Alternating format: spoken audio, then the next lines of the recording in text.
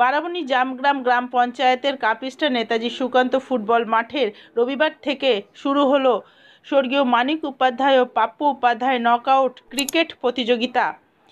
এদিন এই প্রতিযোগিতা ৮টি টিমকে নিয়ে আনুষ্ঠানিকভাবে উদ্বোধন করা হলো।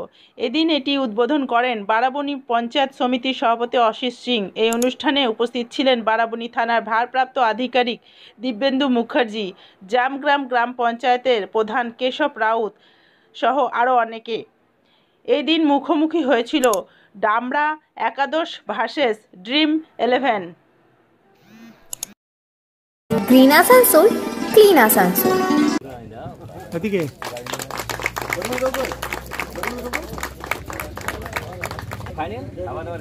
স্বর্গীয় মানিক উপাধ্যায় এবং পাপ্পু উপাধ্যায়ের নামে স্মরণে আমাদের প্রায় ক্রিকেট বলুন, ফুটবল বলুন, সমস্ত টুর্নামেন্টে হয়। এটা আমাদের কাপিস্টা আঞ্চলিক তৃণমূল কংগ্রেসের পক্ষ থেকে করছে। বাইরের প্রচুর টিম এখানে অংশগ্রহণও করছে। এমএলএ আসার ছিল, উনি কোনো কারণবশ আসতে পারেনি, উনি ফাইনাল আবার আসবেন। তাই বারাবণীর ক্রিকেট বলুন, ফুটবল বলুন, এই কালচারটা কিন্তু বজায় আছে। জসপ্রীত বুমরা এখন টপ র্যাঙ্কে। ভারতের যারা নির্বাচন মণ্ডলী আছে, যারা আছে, তারা বুঝতে পারবে। এবং কিছুদিন আগে আমাদের রেজাল্ট খারাপও হয়েছিল ক্রিকেট নিউজিল্যান্ডের সাথে। নিশ্চয়ই তারা ফর্মে ফিরে আসবে। যে মাঠটায় খেলা হচ্ছে সিএলেরই জায়গার উপর আছে মাঠটা, আমরা খেলা করি। ওরা আমাদের একটা মিটিংও হয়েছে, ওরা বিকল্প একটা মাঠের আমরা ব্যবস্থা করছি।